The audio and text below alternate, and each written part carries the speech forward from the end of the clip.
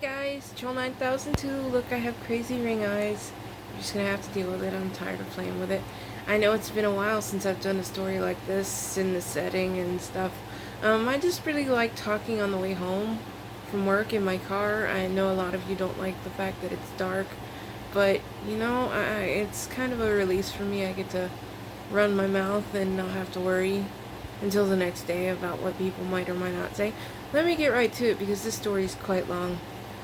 It was inspired by my trip last weekend. If you haven't seen it yet, go ahead and check out my slideshow slash video slash whatever you want to call it. It's got a lot of stills. It's got about 3 videos mixed into it. I did it myself. It's got music. Just go check it out. It's called Sliding Through North Carolina. But tonight's tale is called The Mountain Misfits, and is about Josephina the explorer, who liked to stay in her cave home on the side of a mountain. Deep in the mountain, daily chores got old, and for a long time Josephina longed to come down from her mountain, but she knew she couldn't. You see, when she was born, the Lord made her different from the townsfolk below. Josephina was blessed with a photographic memory, and the townfolks considered that kind of a witchcraft. And so as she got older and her mind got sharper, it was mostly the politicians that ran her out of town and told her family that she was to be shunned. And if she wasn't shunned, then her family would be sorry. Seeing how his family was well-to-do, and there would be one less person in the will, they had no problem shunning Josephine out.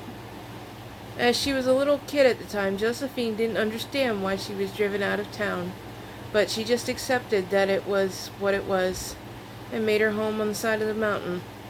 For years, she tried her best to educate herself past the 5th grade level, but with no experience and no help, her progress was slow, and therefore slowed down her brain activity, which caused her to somewhat lose her photographic memory as she ran out of things to remember. The winter was long and cold, the summers were hot and made her weary, and year by year she lived the mountain life.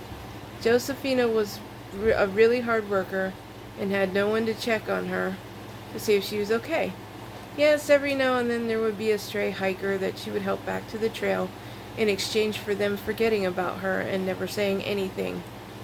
And then when she would have those who heard of the legend from a friend or family member that would come looking for her in her cave home, and that is when she would have to quickly transform her home to look like she was an evil mountaineer that ate wayward hikers, and she was so terrible that even the Squatch was afraid of her, and that was only if they came in her house while she was there.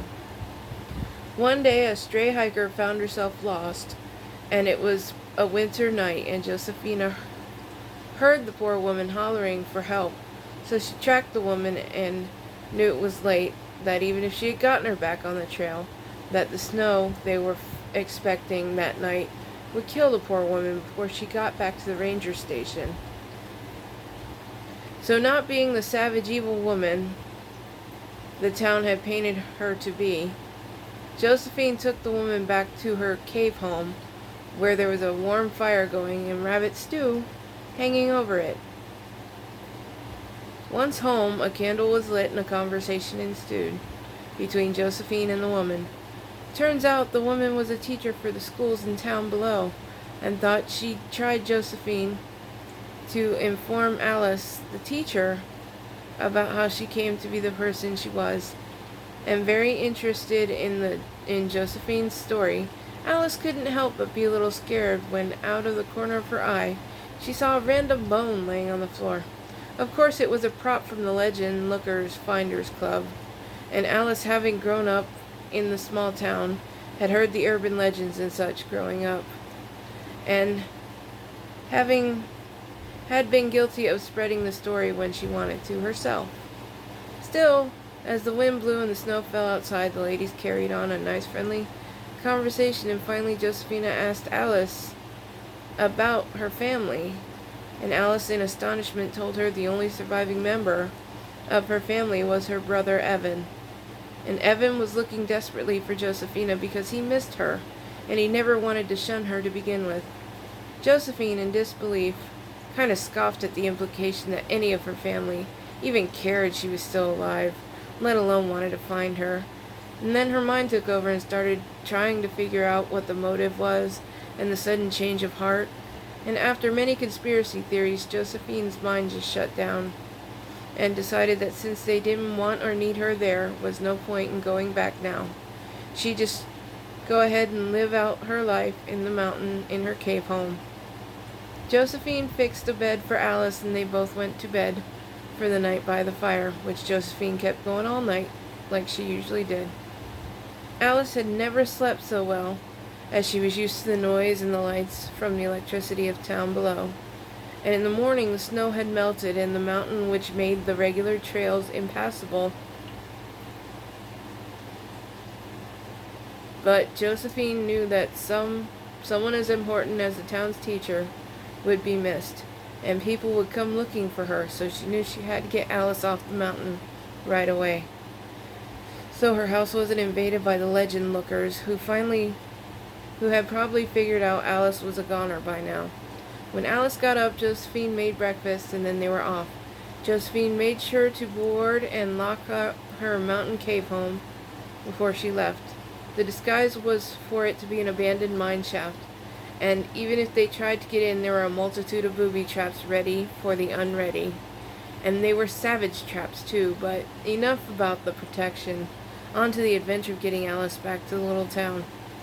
There were many stairs involved in coming down off the mountain, and with every staircase Alice seemed to walk a little slower and a little slower and a little slower, which was driving Josephina nuts because she had so much to do and she wasn't getting done. Because she had to get Alice back into town, she knew she just had to calm down and encourage her and encourage Alice. And finally they made it to the bottom of the stairs, and about a mile up from the stairs was the trail back to town. So Josephina directed Alice in the right direction and sent her on her way. But first she made her promise that she had no idea how she found her way back to town, and that nothing had happened, and that she would never mention Josephina existed. And so the deal was made, and even though Alice said she wouldn't tell anyone what had happened, she couldn't lie about it. And so the first thing she did when she got back to town was to run and tell Evan that his sister was alive and well and had a mountain home that was very cozy. And even though it was a cave, Josephine was living in, well, on her own and didn't need anyone. About 4 months later, after springtime, Evan decided he was going to try and find his sister's mountaintop home.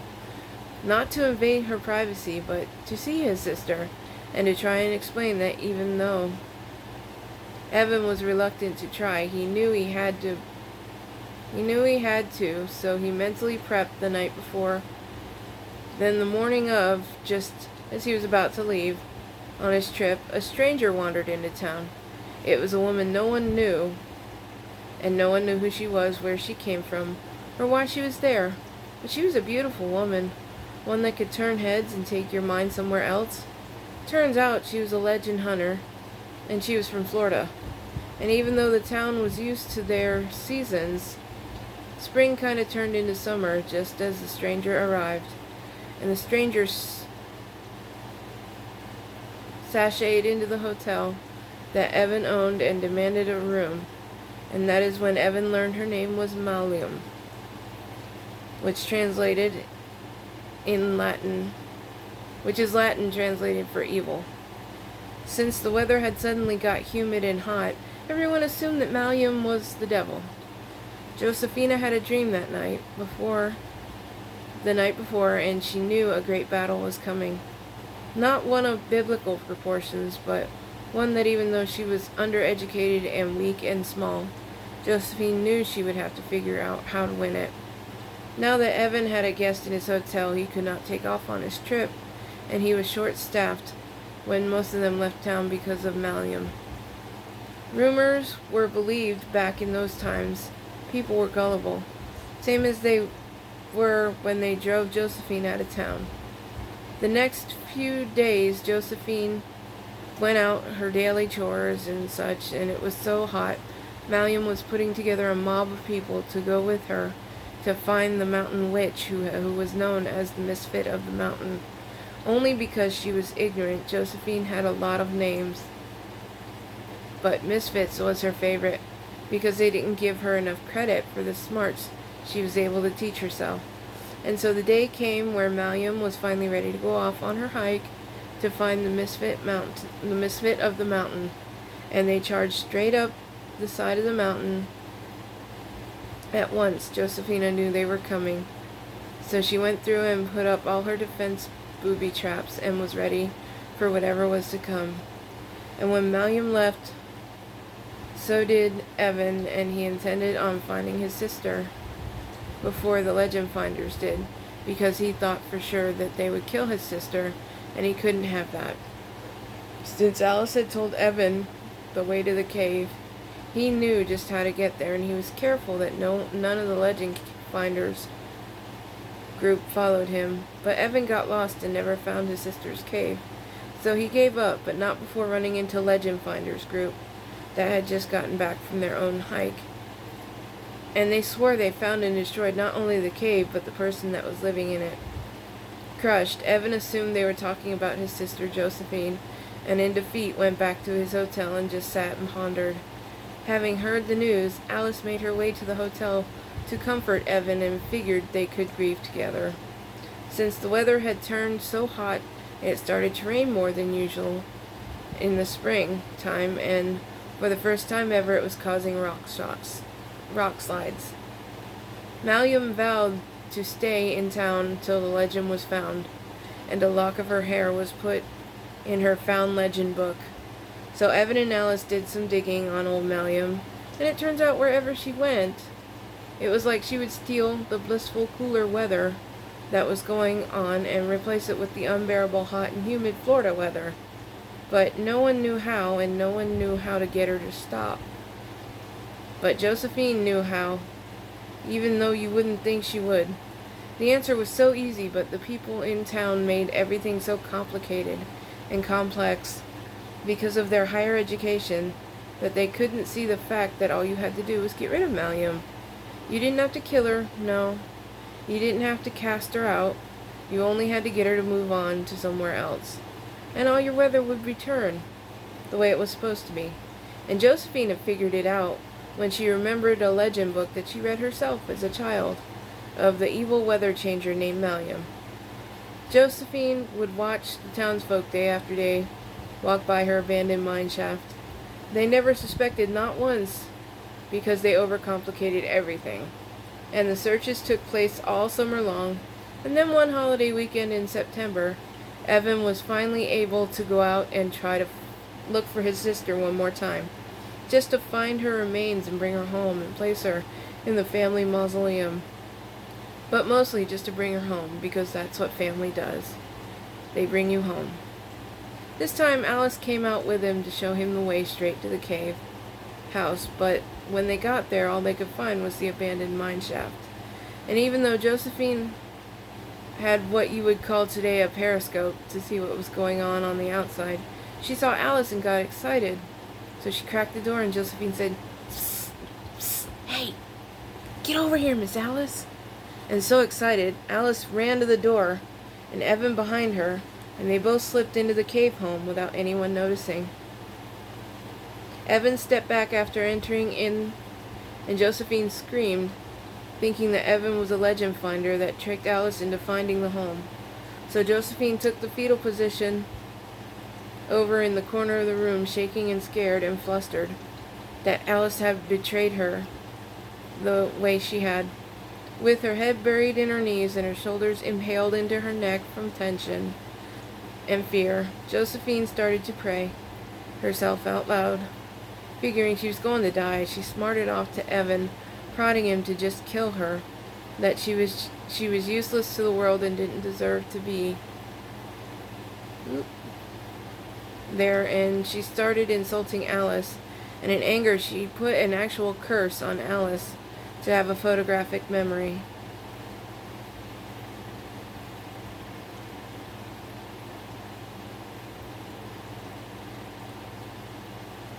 Not expecting it to work, Josephine just sat there waiting for her death when finally, after looking at her for what seemed like years, Evan finally introduced himself as her brother, and still in a ball, Josephine mocked him and said she had no family, that they had shunned her and told him to go back to town, that she was dead to the family and no good to no one, and she was better off alone as a mountain misfit.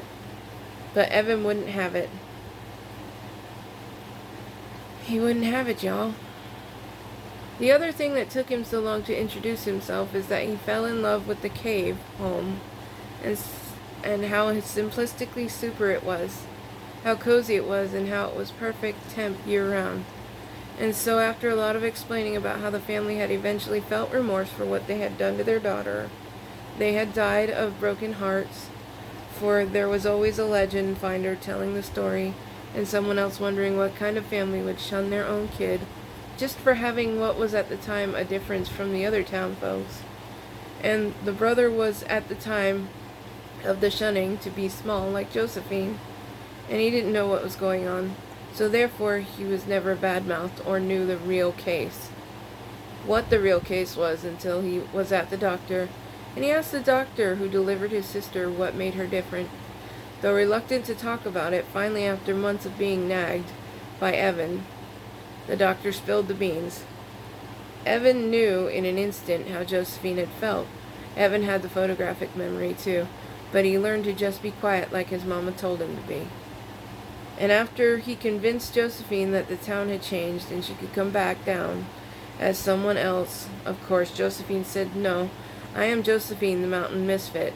Take me as I am or leave me." Just as she belted out the cliche, they all heard the booby traps go off, and the screams of the legend finder snooping around outside.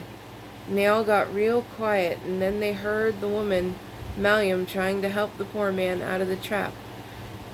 Malliam pulled and pulled and pulled, and then finally the trap released, causing her to step back and lose her balance, and she fell down the side of the mountain. But since the spring had brought so much rain and humidity, somehow, mysteriously, it was like a big party slide all the way down to the bottom of the mountain, in the mud and leaves and other things that run down mountains. Being terrified, she ran through the town telling everyone that the mountain misfit had tried to kill her, and of course, she ran through town telling everybody that because she knew they would believe her, and maybe she could get another mob going. Josephine snatched the man who had the bear trap around his leg, and she dragged him into her cave home.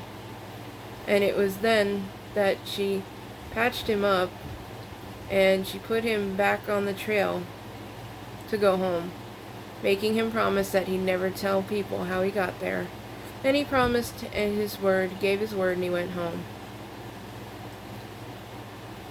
And Evan and Alice wanted to go home too, so to not argue anymore with his sister, who was happy in her home, Evan said goodbye and took Alice with him.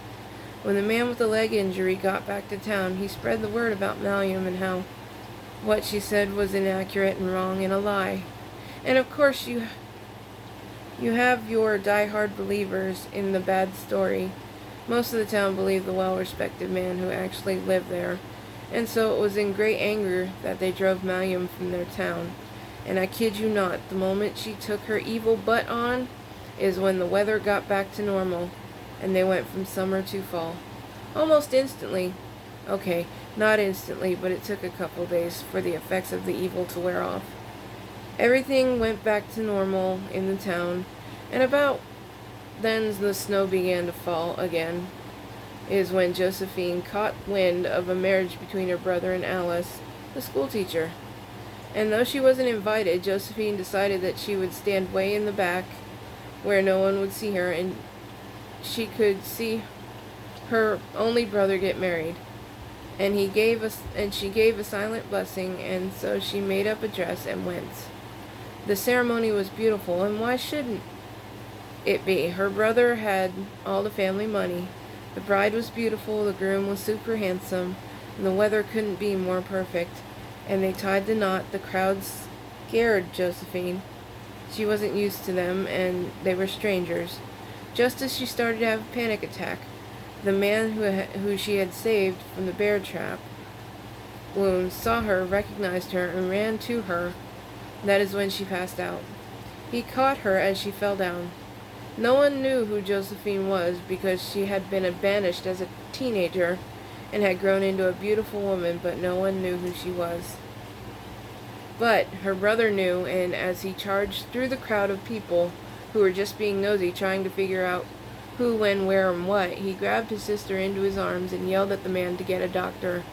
And the man jumped into action, ran to the doctor's office, and dragged him from the office downtown to the hotel to save Josephine, or at least try and figure it out. Before the doctor got there, Josephine awoke in her brother's arms. She looked him straight in the eyes, and he could tell she was terrified. All of the people that were surrounding her and Evan just told her to keep her eyes on his, and she would be fine. So she did, and Alice was steady trying to push the people back. Once the doctor got there, everyone lost interest and started to walk away and go back to the reception. As the crowd cleared, the doctor got there. He knew exactly who Josephine was. Soon as he saw her and examined her, he asked her some questions, and Stephen, the man that ran to get the doctor, also the one Josephine saved, slid in to take his place back by her side. As her brother Evan got up to pay the doctor, Stephen was already talking to Josephine and thanking her and praising her, and the doctor also asked her some questions about the techniques that she used on Stephen's leg to save it from being severed off. And having her photographic memory, she just started spewing answers, and it turns out that she had memorized an entire medical book, and that's where she got all her skills from. And Evan, and even I know this apparently, but Josephine didn't know, but you have to breathe a special way when you wear a corset. And when the anxiety hit her, all the people, strangers around her, she just stopped breathing the right way and then couldn't catch her breath. And then her body reacted, and that is why she fainted. And so, once on her feet, she had an escort to the reception, and the party went on all night. The next morning, Josephine woke up and had no idea where she was.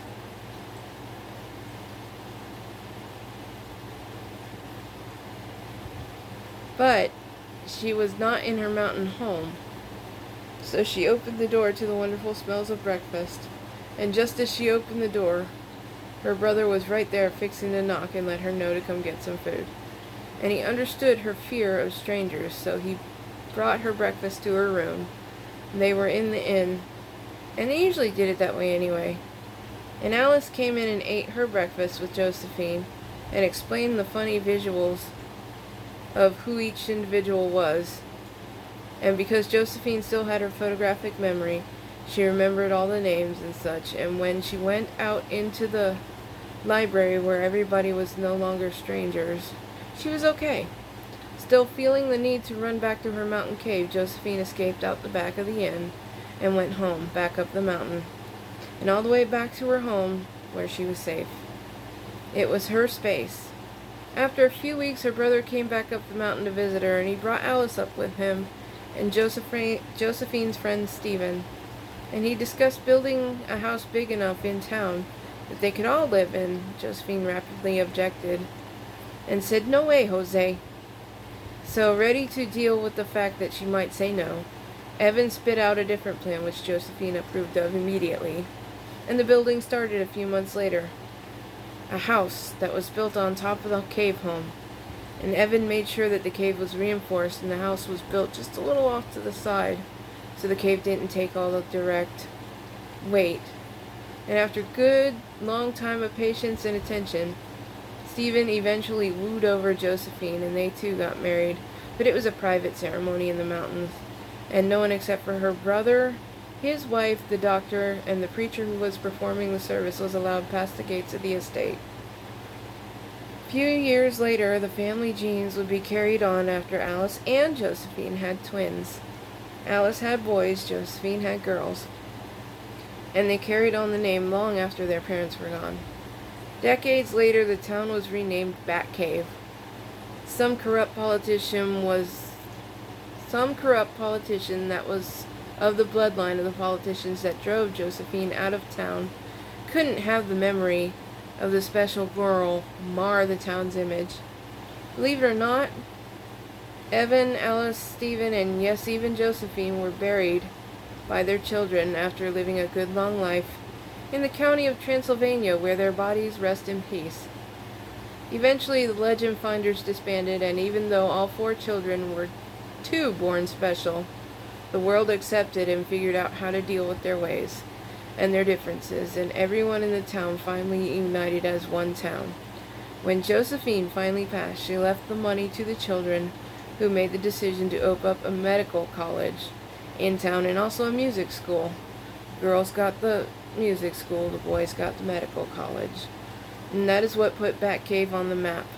Not the dirty politicians, not the scandal, just a good education. And it's all thanks to the Mountain Misfits. That was Alice, Evan, Josephine, and Stephen. I hope you guys enjoyed my story. I'm not sure if it was good being back this way, but I think almost a half an hour. Most of y'all probably won't listen to the whole thing, but if you do, I hope you enjoy it. If you want to, give me a thumbs up. If you want to, give me a thumbs down. Whatever you want to do, skip with me. If you want to leave a comment, go ahead and do so. I really enjoy still reading them. And I hope you caught my sliding through the mountains show. And I hope y'all have a wonderful week. By the way, it is now 9:13, 3:09 a.m. in the morning. I'm no longer in the mountain time, so stay up late and get up late. Anyway, I thank y'all for coming. Hope to catch you on the next page turn. Troll 9002 signing off for another story. Happy day!